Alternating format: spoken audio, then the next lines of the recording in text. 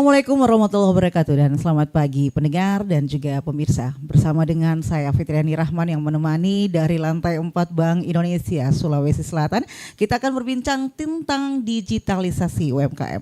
Menarik karena pertumbuhan pengguna kris saat sekarang di Sulawesi Selatan cukup pesat dan inilah yang kemudian sangat menarik karena pengguna kris ini banyak sekali dari UMKM. Bagaimana kemudian terjadi sinkronisasi digitalisasi di UMKM. Hadir dua narasumber kami di kesempatan pagi hari ini. Ada Mbak Rizky Santika Putri, analis tim kebijakan sistem pembayaran dari Bank Indonesia. Assalamualaikum.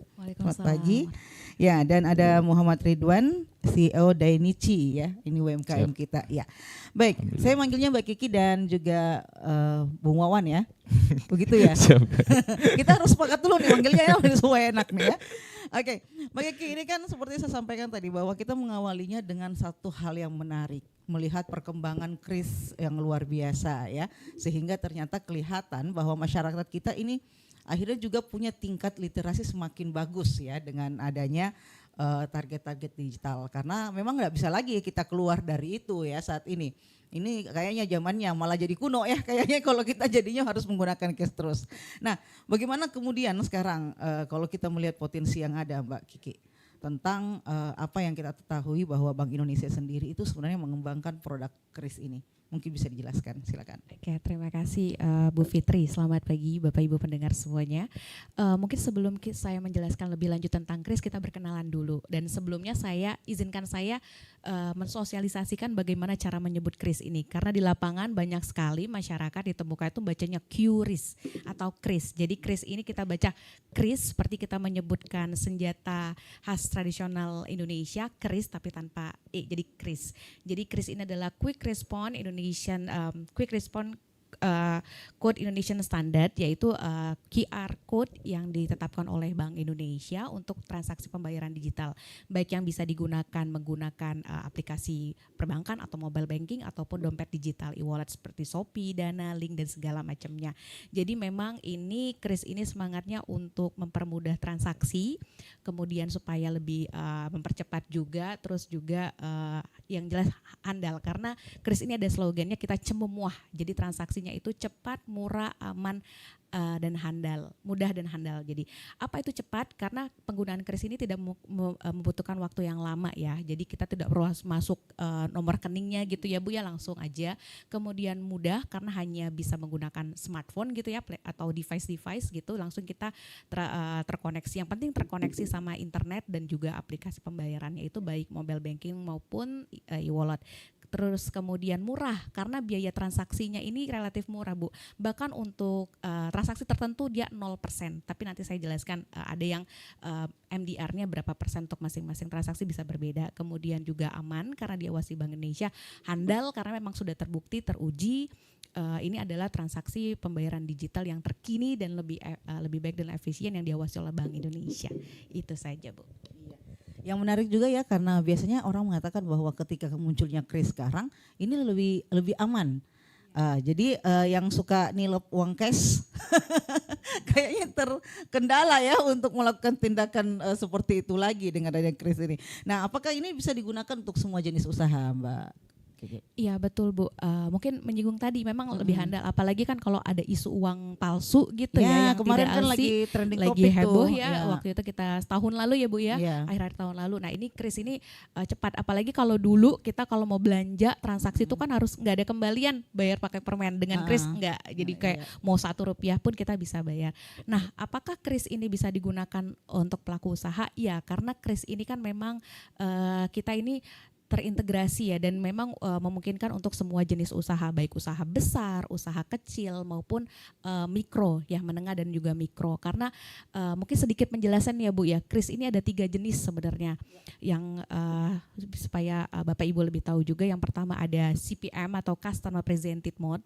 Jadi ini istilahnya QR yang kita milikin itu pengguna, maksudnya bisa menunjukkan kepada merchant gitu. Nah ini biasanya kita temukan itu di misalnya swalayan, toko di minimarket, minimarket itu sering gitu ya tuh. kita Biasanya scan iya ya. benar. Dia Ya. nge-scan barcode kita Iya, gitu barcode. ya. Ini terkhusus untuk memang yang transaksinya butuh cepat dan tinggi. Jadi di tol juga kan itu biasa lebih harus butuh cepat pakai itu di retail swalayan yang Ibu sebutkan. Nah, yang jenis kedua atau ketiga ini disebutkan merchant presented mode. Ada 2 jenis lagi. Yang pertama statis dan juga dinamis. Ya, mungkin saya jelaskan dinamis dulu.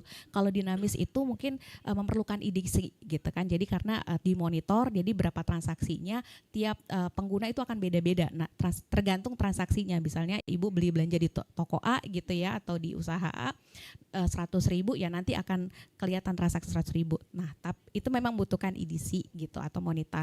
Nah, ini yang untuk statis yang terakhir ini hanya memerlukan 1 lembar kertas yang di print gitu ya atau stiker gitu. Print out gitu ya. Iya, jadi tidak memerlukan infrastruktur tertentu untuk kita instalasi krisnya itu. Jadi ini memang sangat memungkinkan untuk usaha kecil ataupun mikro. Jadi biayanya nggak perlu edisi gitu ya, cukup pakai kertas itu aja atau stiker yang di print gitu. Iya, biasanya kelihatan juga tuh di toko-toko juga ada yang seperti itu ya. Jadi kita tinggal nempelin untuk barcode gitu ya. Iya. Sebenarnya intinya ada uangnya tuh di ATM atau yang persoalan pakai kris walau gak ada duitnya itu yang susah ya Pak Riki.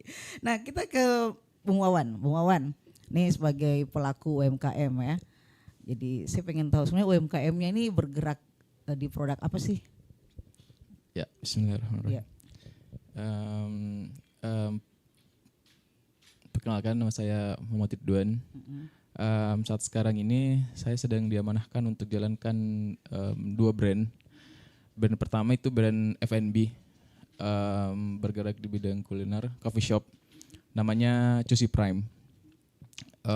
Brand kedua itu bergerak di bidang retail. Nah, retailnya ini jualan gula aren.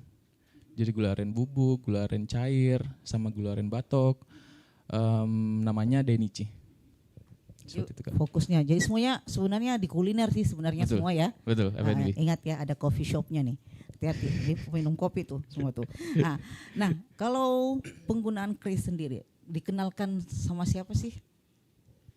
Nah, Chris, sebenarnya kita kemarin itu kita masih gaptek ya, dulunya itu.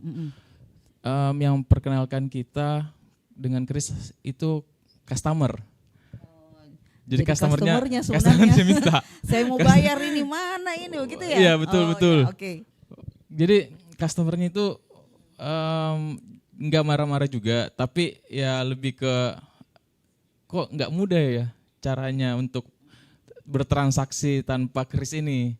Jadi customernya ngajuin dan itu cukup banyak yang mengajukan bahwa harus pakai kris di customernya. Iya, jadi sejak kapan nih pakai krisnya? Jadi sekitar 2022-an. Oh, berarti sekitar 2-3 tahun lalu ya. Iya. Nah, kalau melihat potensi kelihatan bahwa yang menggunakan cash dan cashless tadi itu lebih banyak yang kris sekarang ya. Betul, lebih banyak yang kris karena kalau di coffee shop ya, itu kalau aku biasa lihatnya di coffee shop Jawa itu kebanyakan kalau di Jakarta kebanyakan itu nggak pakai cash sekarang. Nah, ini yang mau kita terapkan di Makassar, di coffee shop kita yang di Jalan Singa, Cusi Prime. Nah, ini yang baru kita mau terapkan, tidak ada lagi tunai. Tidak pakai tunai lagi. Tidak pakai tunai lagi. Iya, ini lebih garang kayaknya ya. Kayaknya Tapi ada juga. tapi butuh proses. Iya, karena biasanya kan ada juga tuh yang masih konvensional ya. Betul. Tetapi memang semakin ke sini kita bisa melihat bahwa potensi untuk penggunaan uang cash itu udah makin berkurang ya. Alasan juga katanya ini kan kalau pakai duit langsung biasanya juga agak kotor ya. Gitu ya, jadi ini juga lebih bersih dengan menggunakan e-wallet. Tapi kalau di coffee shop lebih ke ini. Jadi biasanya ketika kita pakai cash itu ada selisih sekitar 5.000 sampai 10.000-an. Nah, ini ketika dikali 30 Nah itu lumayan juga. Lumayan juga. Ada pemasukan tambahan gitu Lumayan ya. juga. Betul. Ya karena tadi tuh Bocor-bocor halus. Iya, kayak gitu Mbak Kiki. Maksudnya kan biasanya diganti sama permen. Tapi kalau di coffee shop gak ada permen. Jadi langsung diambil kumulasi ya. Betul. Ada juga kelebihannya ternyata. Oke, kita kembali ke Mbak Kiki nih. Tadi kan ada pengalaman bahwa UMKM juga ternyata merespon baik kehadiran Kris ini. Terbukti bahwa memang customer saat ini lebih cenderung menggunakan e-wallet untuk bisa bertransaksi seperti itu. Nah, kira-kira mudah enggak untuk seperti Cimumuah tadi ya. Ini kan kalau orang mau nyebutin Cimumuah ini kayak gimana? Cimumuah gitu ya. Nah, syarat dan ketentuan untuk merchant sendiri. Nah, ini kan kalau misalnya dari Bung Wawan tadi ternyata duluan customernya nih yang kenalan Kris ya. Nah, bagaimana dengan UMKM lainnya atau mungkin coffee shop atau tempat-tempat lain yang menawarkan kuliner seperti ini?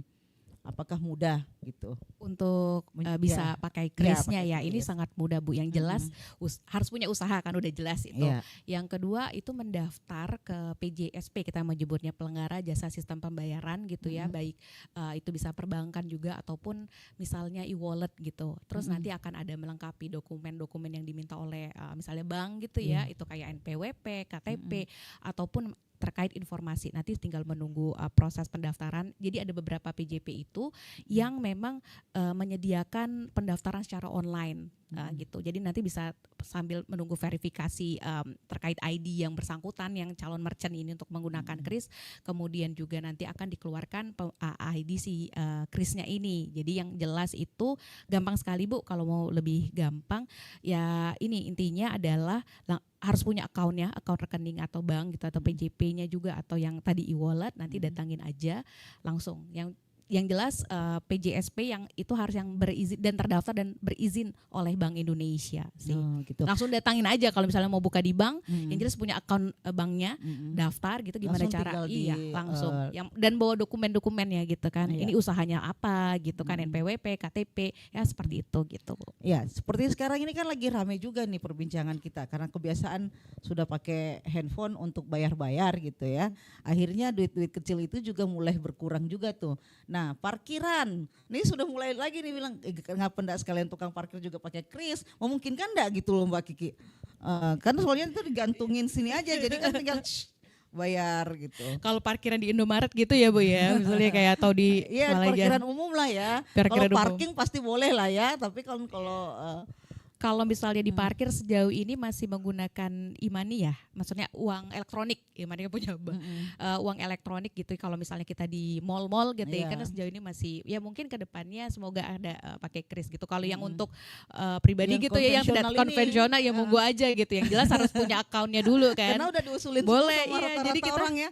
Susah cari 2.000 gitu kan Bu. Iya gitu. bisa aja. Jadi inisiatif masing-masing gitu ya. Tapi sampai sekarang belum ada akses untuk mereka gitu ya, untuk membuat Kris atau itu bisa. jenis usahanya apa? Kalau parkiran gitu kan harus yang jelas harus terdaftar gitu kan. Takut jadi salah gunakan gitu. Baik. Ya ini kan juga fenomena masyarakat kita nih ya, karena sekarang sudah pada menggunakan Kris itu. Nah, ada yang menarik juga waktu lagi rame diperbincangkan Mbak Kiki bahwa heboh juga nih bahwa pengguna Kris itu akan dikenakan pajak. Ini ada cerita nih, konsumen pengguna Kris akan kena pajak, benar nggak sih? Nah, Oke, ini perlu diluruskan jadi juga kita nih perlu meluruskan ya, waktu itu ya awal-awal tahun yang dibilang 12% gitu ya pajak untuk Kris. Jadi di Kris ini itu beritanya pertama saya highlight dulu Bu, itu hoax gitu ya, tidak benar. Yang ada memang Kris itu ada biaya fee untuk transaksi, tapi untuk ke merchant.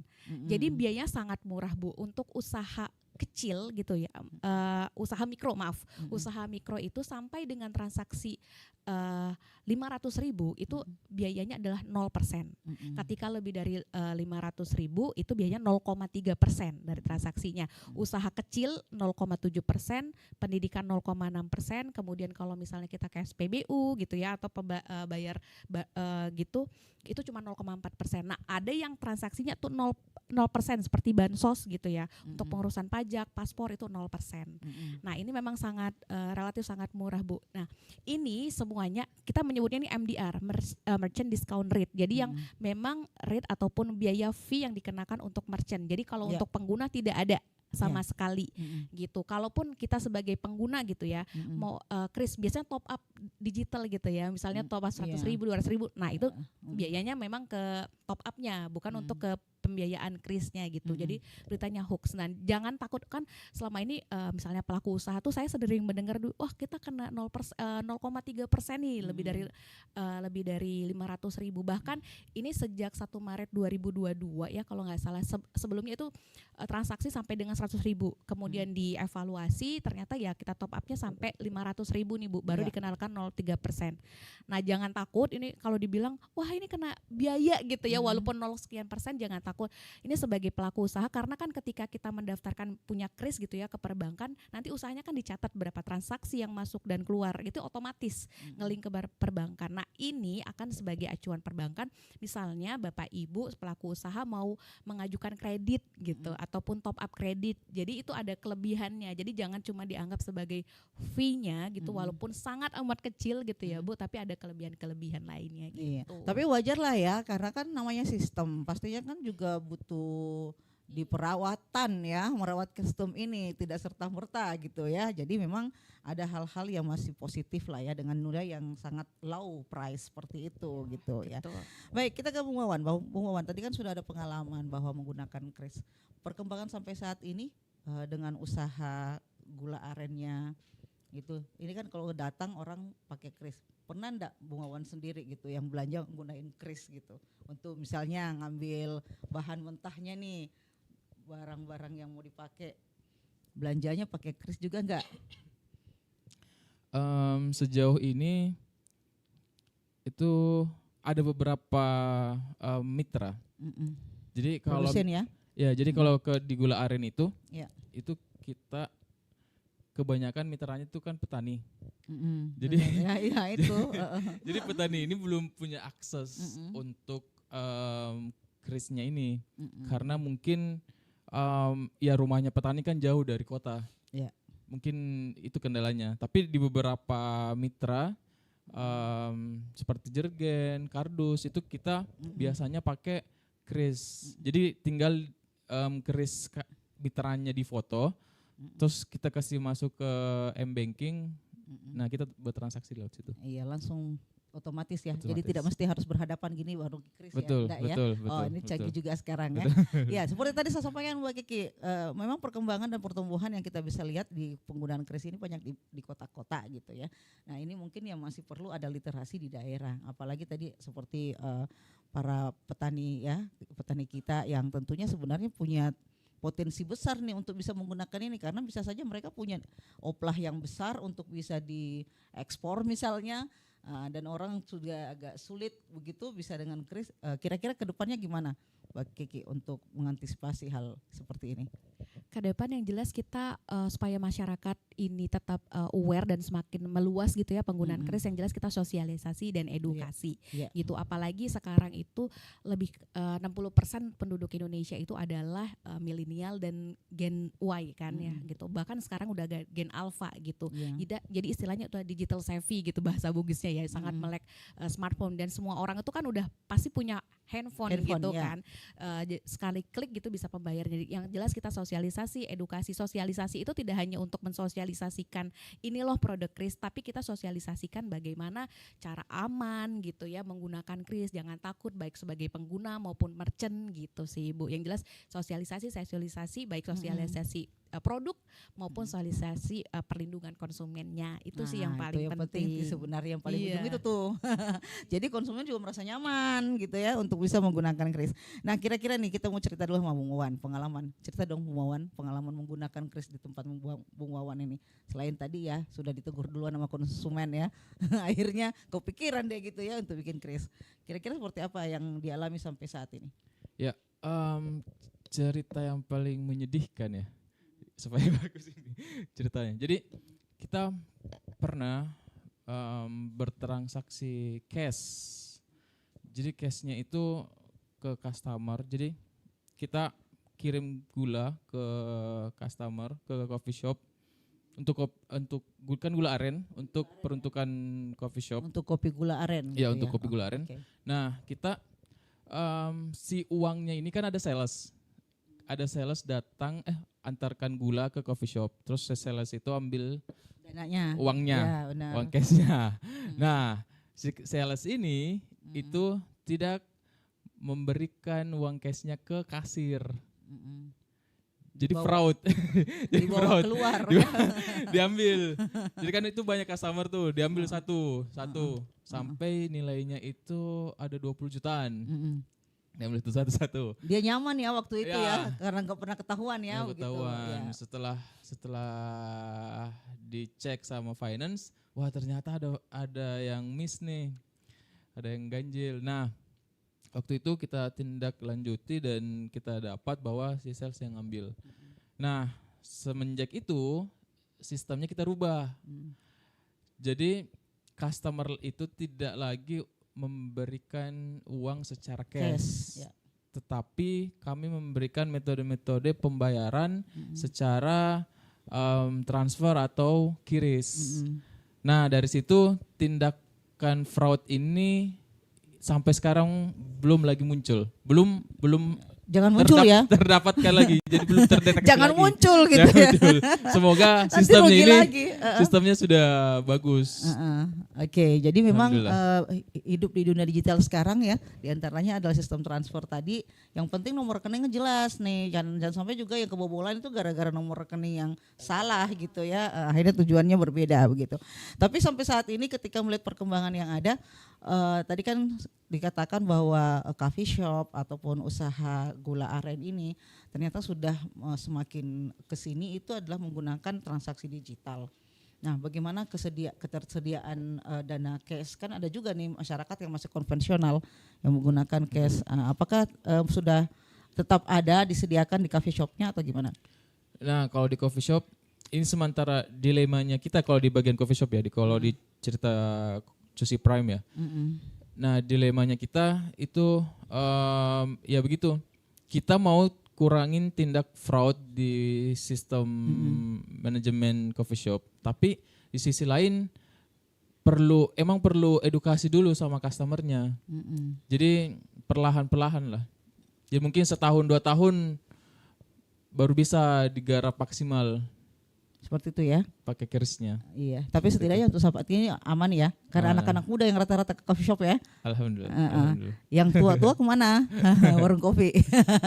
Baik ya, kebersamaan kita lanjutkan. Kita dengarkan dulu satu persembahan berikut. Namun saya ingatkan untuk Anda ikut bergabung di 0821 3333 9440.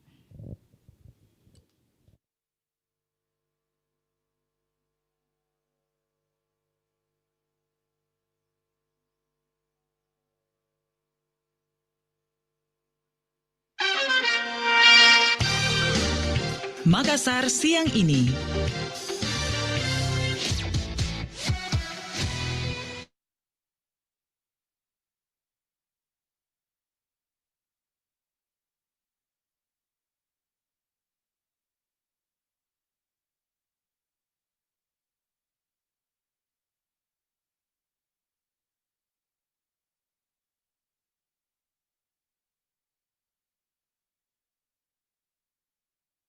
Seperti hidrogen sulfida. Menurut jurnal Nitric Oxide, gas hidrogen sulfida meskipun memiliki aroma yang tidak sedap, diketahui dapat membantu melindungi sel-sel tubuh dari kerusakan dan bahkan berpotensi mencegah beberapa penyakit, termasuk meredakan peradangan, darah tinggi, meningkatkan kesehatan ginjal, hingga mencegah penuaan. Kentut yang bau juga menandakan organ-organ dalam tubuh Anda bekerja dengan baik. Namun, penelitian lebih lanjut diperlukan untuk memahami mekanisme dan manfaat bau kentut secara menyeluruh. Tetap fokus pada pola makan sehat dan gaya hidup yang seimbang.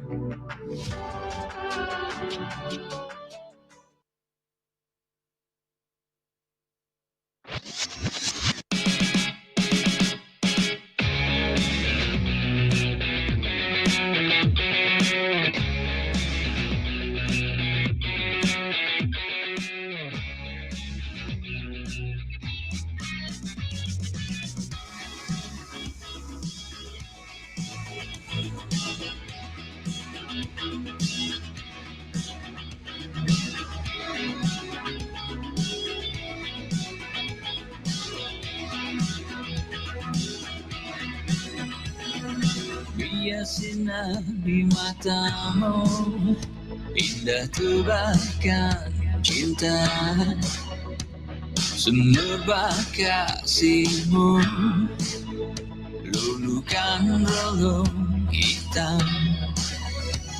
Oh melati bekar mewangi, menebarkan suri, masa indah, masa biru, masa bersemi. Ku ingin terbang bersamamu dan gapai mentari, tak ingin lepas.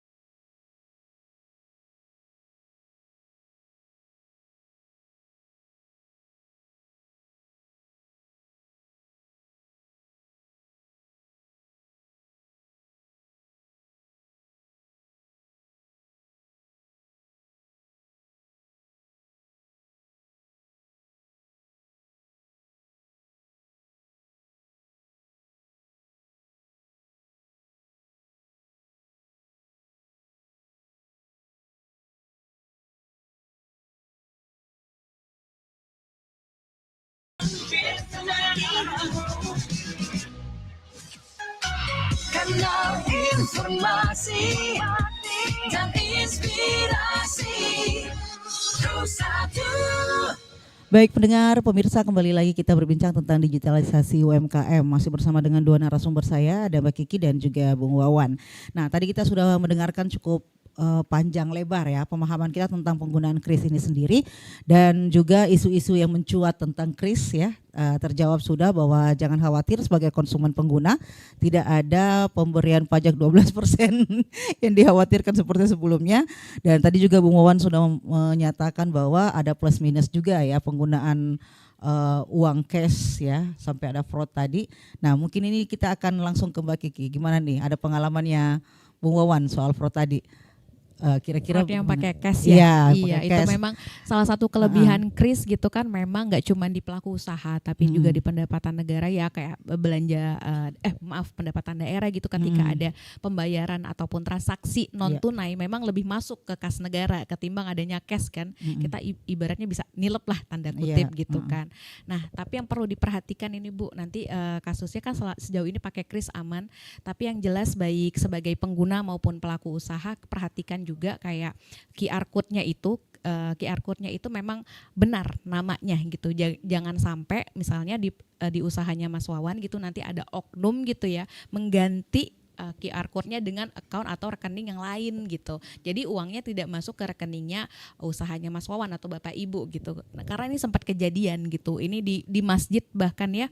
Jadi perhatikan ketika kita mau berdonasi ataupun kita mau transaksi, perhatikan QR code-nya, kan ada namanya ke siapa. Terutama ini untuk yang kris yang statis, yang sifatnya kita masukkan nominalnya. Karena kan kalau yang kita scan atau maksudnya yang di kasir scan gitu ya, CPM atau MPM yang dinamis, itu kan sudah ada nominal transaksinya, udah ada, udah jelas transaksinya. Kalau yang sifatnya statis gitu, kita bikin dikit sendiri, bikin itu, nah yang harus jelas baik sebagai pengguna maupun pelaku usaha. Jadi kayak dicek mungkin secara berkala ya, tips untuk pelaku usaha, dicek apakah itu benar yang ditempelkan gitu, itu memang rekening yang usahanya gitu. Itu sih Bu yang jelas. Nah, kalau kita misalnya pengen membuat, tadi kan disampaikan harus bawa persyaratan-persyaratan. Mungkin bisa sedikitnya di spill nih, Mbak Kiki, apa saja yang harus dibawa dan bagaimana, di mana sebenarnya kita harus mendaftar gitu. Ya kita yang sudah saya sampaikan tadi, yang jelas kita harus mendaftar itu di penyelenggara jasa sistem pembayaran yang terdaftar dan berizin, misalnya bank gitu ya, Bank Mandiri, Bank BCA atau Sulselbar, di sini pokoknya yang memang terdaftar dan berizin gitu. Nanti kita masuk ke sana, kita daftar, terus juga nanti bawa juga dokumen-dokumen yang diminta, seperti ya kita membuka rekening account gitu kan. Nanti kan kalau sudah punya gitu ya, terutama untuk pelaku usaha yang memang sudah punya di account di bank tersebut, ya mungkin akan ada verifikasi kayak usahanya apa gitu kan, karena untuk merchant ini kan, bukan untuk yang mobile banking untuk pengguna kita konsumen biasa gitu, langsung daftar. Begitu pula untuk yang misalnya digital wallet gitu kan ya, dompet digital ya kayak ShopeePay, misalnya OVO, GoPay gitu, itu juga ada. Karena beberapa penyelenggara fintech kayak gitu ada yang online, jadi nanti bisa dilihat ada yang daftarnya online. Kalau daftar online lebih gampang kan, karena tinggal masukkan data, yang jelas KTP, NPWP sama pelaku usahanya itu apa. Nanti kalaupun ada tambahan ya tergantung masing-masing penyelenggara gitu. Ya, jadi kalau tadi Mbak Kiki sampaikan berarti memang juga terkoneksi dengan digital wallet itu ya? Iya bisa, jadi ketika kita buka QR code ya memang bisa semua dengan gitu. dompet digital itu ya? Dompet terintegrasi dengan dompet digital gitu. Jadi kalau dulu kan sebelum pandemi gitu kan, atau dulu kan kita pakai sebelum adanya kris ini kita mau pakai OVO gitu ya, atau mau pakai GoPay, itu beda QR code-nya. Nah dengan adanya kris kita nggak, oh ini pakai OVO yang ini, pakai GoPay yang ini, jadi kayak nggak panjang gitu ya Bu. Kalau yang misalnya QR code yang statis itu, nah dengan ada kris memang terintegrasi, jadi bisa membayar baik melalui aplikasi perbankan gitu ya, mobile banking maupun digital wallet gitu Bu. Nah tadi kan beberapa kasus, diantaranya di masjid orang mau nyumbang salah masuk rekening gitu ya. Nah mungkin ada tips nih Mbak Kiki untuk supaya kita aman gitu dari penipuan-penipuan seperti ini. Kira-kira apa sih yang bisa kita lakukan? Selain tentunya ya seperti tadi sampaikan ya. Iya. Yang jelas kita harus cermati dan teliti gitu ya. Jangan ini statisnya yang sebagai pengguna maupun yang tadi pelaku usaha atau merchant. Kalau di masjid misalnya pengurus masjidnya coba dicek secara berkala gitu. Nggak cuma masjid ya, rumah-rumah ibadah juga dicek apakah memang yang QR code yang tertera itu memang QR code untuk masjidnya gitu. Bisa aja misalnya masjid A tapi rekeningnya yang lain, oknum yang lain gitu kan. Jadi memang terus juga pastikan yang misalnya tempat menaruh QR code-nya itu terutama untuk yang statis itu tidak mudah untuk diganti gitu sama orang lain gitu. Jadi pelaku usaha cek secara berkala dan kita yang sebagai konsumen teliti gitu. Memang apakah benar, nanti kalau bila perlu ditanyakan lagi atas nama ini ya gitu untuk rekening ini gitu. Itu aja sih. Memang harus perlu sosialisasi edukasi seperti ini Bu supaya tips beraman untuk transaksi. Bahkan biasanya yang sudah tahu kadang-kadang lupa, apalagi yang belum pernah sama sekali memahami tentang penggunaan kris ini sendiri. Nah, tadi kita kembali ke Bung Wawan. Bung Wawan, ini kan antara usaha apa tadi gula aren. Ya, gula arennya ini dibawa ke distribusi kemana aja gitu? Sejauh ini yang paling jauh itu Sumatera. Paling jauh Sumatera. Paling Dari jauh gula aren Sulawesi Selatan gitu ya? Betul. Jadi dari Betul. Sulsel ke Indonesia ya. Sulsel untuk negeri. Sumatera, Papua juga, Papua, Kendari, Manado. Iya, kalau boleh spill nih, sudah berapa lama sih sebenarnya usaha ini? Runningnya sekitar 4 tahunan lebih, 4 alhamdulillah. tahunan. Apa yang membuat Bung Wawan memilih untuk menjadi seorang entertainer gitu ya, entrepreneurship muda gitu? Sebenarnya keluarga, Oh, lebih ke keluarga sih keluarga. sebenarnya. Maksudnya seperti apa? Keluarga mendorong atau karena keluarga harus ada nafkah gitu ya? Betul, Oh, keluarga harus ada nafkahnya. Dugaan saya betul. benar ya. Betul. Iya. Kenapa sampai memilih gula aren? Kenapa sampai memilih gula aren? Mm-mm. Sebenarnya kenapa gula aren ya sebenarnya panjang sih ceritanya Bu. Kita mesti sedih atau senang nih? Kenapa mesti gula aren? Sebenarnya kalau menurut cerita singkat,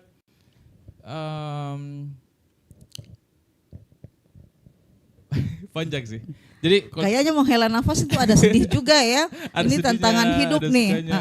Masalahnya kan ujungnya sampai ke kris nih kemampuannya. Ternyata income-nya lebih banyak menggunakan kris tadi. Seperti itu. betul. Nah, ya sudahlah daripada kita bersedih ya. Tetapi kan tadi disampaikan juga didistribusi ke coffee shop. Betul. Apakah punya coffee shop sendiri atau memang di coffee shop yang lain juga didistribusikan gula arennya? Dua-duanya. Jadi saya itu tadi diamanahkan untuk jalankan sebuah coffee shop untuk manajemennya, dan kita juga distribusin ke coffee shopnya, coffee shop dan hotel. Yang lain juga. Betul. Oke. Nah, kalau tadi kan transaksi gula arennya banyak menggunakan kris atau transfer. Ya. Nah, bagaimana dengan distribusi yang ada di Kota Makassar sendiri? Apakah lebih banyak menggunakan kris atau cash Selama ini untuk distribusi gula arennya ya? kalau di coffee shop itu kebanyakan kris. Kalau di gula aren itu mix campur.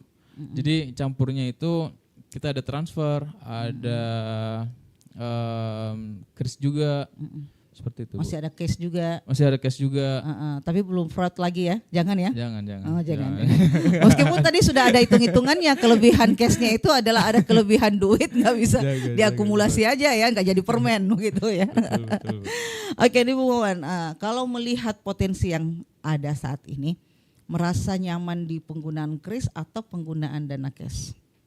Kalau selama ini ya, kalau secara pribadi nyaman pakai kris. Karena kenapa? Karena pertama memudahkan si customer untuk dalam bertransaksi, dan kita ya tidak mau dikalah sama negara-negara lain kan. Ya negara-negara Cina kan udah pakai tap, kita kan masih scan, tapi kan kalau di Cina kan sudah tap. Nah, mungkin nanti suatu saat akan ke sana mungkin ya Bu ya. Ya makanya tadi Mbak Iya, Kiki bilang buat lebaran buat lebaran pakai tap ya. Jadi enggak pakai cash lagi, ke anak-anak pakai tap. Gitu ya. Betul. Oke. Nah, kalau lihat perkembangan di Makassar sendiri Mbak Kiki.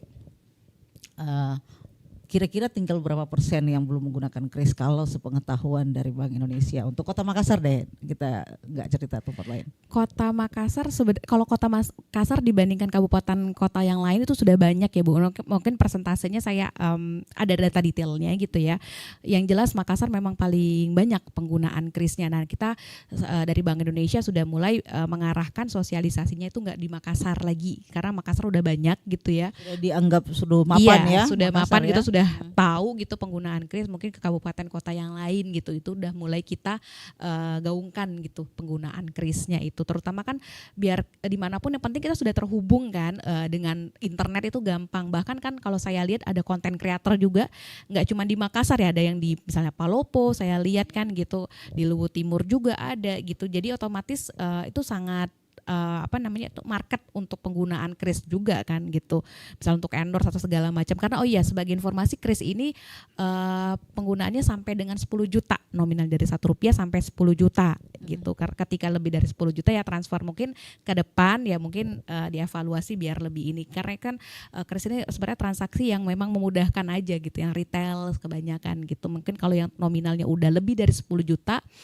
itu bisa transfer gitu ya, transfernya besar. Berarti ini gitu. sama juga ya dengan misalnya kalau kita menggunakan sistem pembayaran yang biasa kita lakukan sampai 10 juta per hari, kalau udah lebih itu bisa langsung ke teller. Jadi kan dia bertahapnya kayak transfer, begitu ya. ke transfer lah. Gitu ya. Karena sampai dengan 10 juta. Iya. Seperti itu. Dari Jadi itu juga Rp1 berlaku. sampai 10 juta. Karena kan ya kita mengevaluasi aman juga, nanti kalau kelebihan misalnya 100 juta salah transfer kan repot ya, nggak bisa ditarik lagi kayak gitu kan misalnya Bu. Jadi memang dievaluasi secara ini sampai 10 juta sampai saat ini. Iya. Nah ini kan yang sempat viral dulu adalah uang palsu ya. Alhamdulillah ya, karena belakangan ini akhirnya semakin clear gitu ya. Nah ini kan tidak mungkin juga tidak terjadi ke depan, bisa jadi juga akan ada. Nah langkah-langkah apa yang sekarang dilakukan oleh Bank Indonesia untuk bisa mengantisipasi kemungkinan-kemungkinan yang bisa terjadi seperti itu? Ada telepon ya? Baik. Silakan kita tahan dulu Mbak Kiki ya, kita terima telepon dulu. Silakan. Halo, Assalamualaikum, selamat pagi.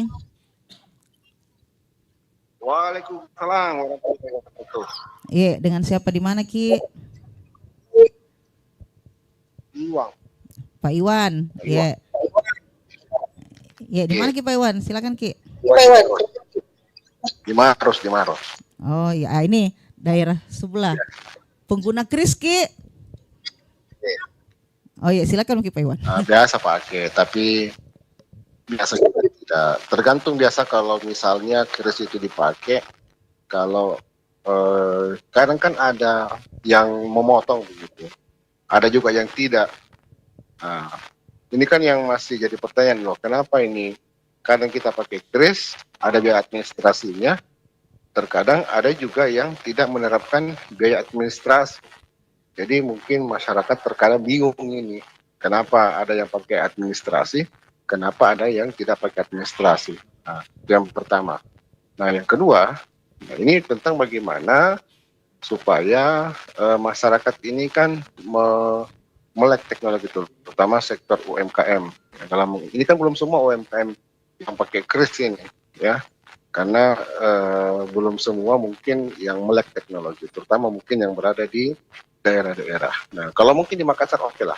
Mungkin sebagian besar atau Makassar, Maros, Sungguh Minasa, Maminasa itu mungkin sebagian besar banyak yang sudah melek teknologi, yang sudah menggunakan kris untuk sistem transaksi mereka, ya, terutama untuk UMKM. Tapi di daerah di luar kita ini masih banyak begitu yang belum mengadaptasi penggunaan teknologi dalam sistem transaksi. Seperti halnya di Bone, tadi beritanya 80% UMKM di Bone itu masih cara-cara konvensional. Nah mungkin saja di daerah-daerah lain juga masih cara-cara konvensional, mereka sistem transaksinya. Jadi memang ini perlu kerjasama antara pihak perbankan, Bank Indonesia, dan juga dinas-dinas perdagangan, koperasi UMKM, bagaimana supaya mereka lebih sering beradaptasi dalam penggunaan sistem kris ini. Nah, supaya lebih masif lagi, terutama mungkin UMKM ini yang berada di daerah-daerah ini. Ya, bagaimana lebih memudahkan supaya adaptasi kris ini bisa lebih mudah. Nah, saya pikir itu. Bung Iwan sedikit, yang tadi yang kena admin ini konsumen atau merchantnya? Halo, aduh. Dadah Pak Iwan. Terputus. Dan selesai. Nah tadi ada keluhannya Pak Iwan bahwa ternyata ada, saya asumsikan konsumen yang dimaksud ya, ada konsumen yang terkena admin, ada yang tidak. Ini membingungkan. Dijawab dulu nih Mbak Kiki. Iya, Kalau misalnya untuk konsumen itu tidak ada tambahan biaya apapun, tidak ada fee. Nah, yang disebutkan ada fee-nya itu atau kita di Bank Indonesia kita menyebutnya MDR gitu ya, MDR, merchant discount rate, itu biaya fee untuk si merchant atau si pelaku usahanya. Nah, itu nominalnya memang persentasenya itu berbeda-beda ya Bu ya. Kalau untuk usaha kecil, usaha mikro sampai dengan 500.000 itu 0%. Ketika lebih dari 500.000 ya terkena 0,3% itu. Kalau misalnya usaha kecil itu dia 0,7%, terus kalau SPBU itu 0,4%. Kalau untuk kayak bansos gitu ya, untuk pembuatan pajak, paspor gitu, dana sosial lah istilahnya, bahkan rumah-rumah ibadah itu 0% gitu. Dan ini hanya dibebankan untuk merchant. Berarti itu ada ya tanda kutip ya, kalau membebankan untuk konsumen ya tidak boleh karena konsumen tidak dikenakan biaya apapun gitu. Kecuali kalau dia top up nih, misalnya dompet digital yang saya sebutkan itu kan ada biayanya, tapi kalau untuk krisnya sendiri tidak ada. Jadi perlu diluruskan Bapak, kalau memang konsumen itu tidak ada ya Pak, itu berarti ada yang tanda kutip ya yang kalau dulu zaman dulu tuh misal pakai kartu kredit ya Bu, kalau kita misalnya swipe atau gesek kartu kredit kan 3%. Nah 3% itu sebenarnya diperuntukkan untuk merchant, cuma merchant tidak mau, jadi dibebankan sama konsumen. Nah untuk konsumen kris ini jadi kami himbauannya kepada pelaku usaha mohon untuk tidak membebankan ke konsumen gitu kan, karena memang ini persentasenya sangat kecil Bu sebenarnya untuk ini, dan lebih cepat juga kan, lebih handal. Kenapa kita harus membebankan, misalnya ada fee-nya nih harus 0%, ada yang 0%, tapi yang tadi untuk dansos rumah ibadah, karena kan PJP juga perlu biaya membangun aplikasi segala macam, ada orang gitu kan, itu juga perlu dibayar kan, dan ini hitung-hitungannya sangat kecil sebenarnya ketimbang tadi pembebanan biayanya itu. Iya, mungkin admin waktu top up tuh, bukan di waktu kris gitu ya. Mungkin bisa begitu ya. Ada potongan admin itu waktu kita top up gitu ya. Top up uang. Nah, kita ke tadi masih lanjut nih pertanyaannya. Tadi kan sebenarnya sudah kita diskusikan tadi ya. Tadi bahwa bagaimana memberdayakan UMKM yang ada di daerah untuk ikut menggunakan ini, karena memang kan sekarang lagi rame-ramenya desa wisata dan pariwisata juga ikut berkembang. Otomatis ketika pariwisata berkembang ikut nih UMKM di belakangnya ya. Iya. Nah bagaimana tuh? Itu sepakat Bu, yang jelas memang kalaupun belum, ya pasti belum semua UMKM atau pelaku usaha menggunakan kris. Nah itulah gunanya kita ada namanya 2 sih kuncinya.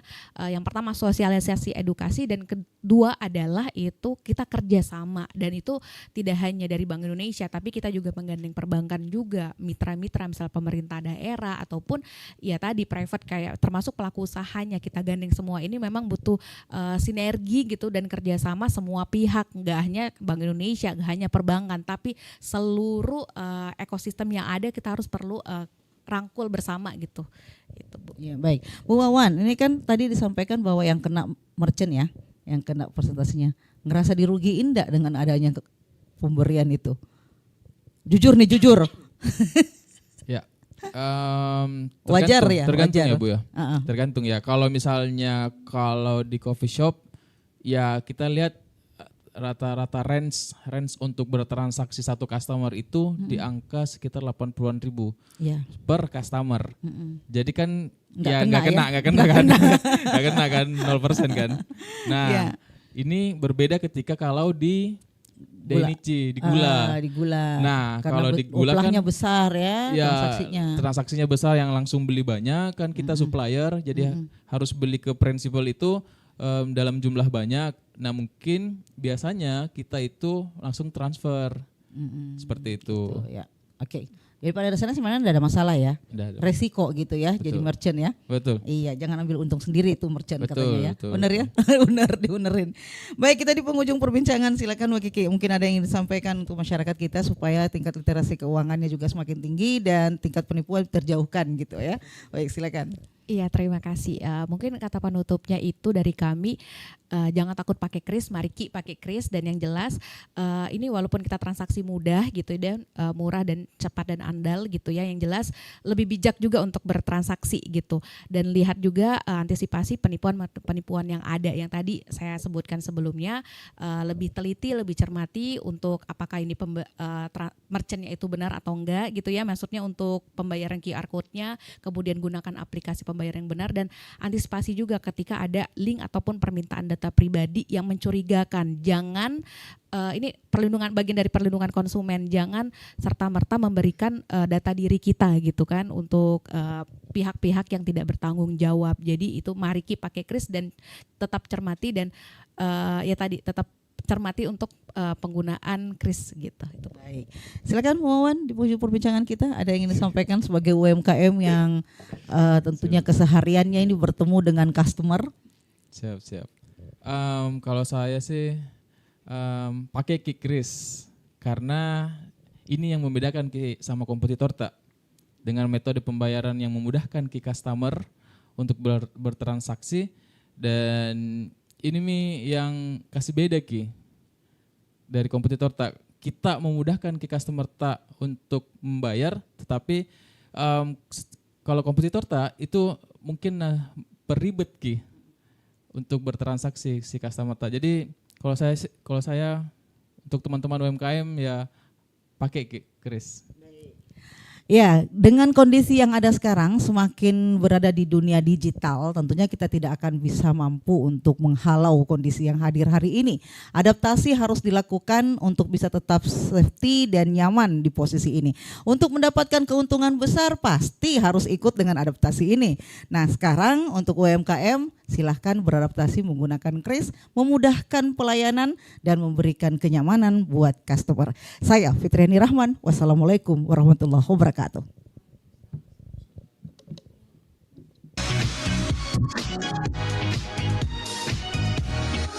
Satu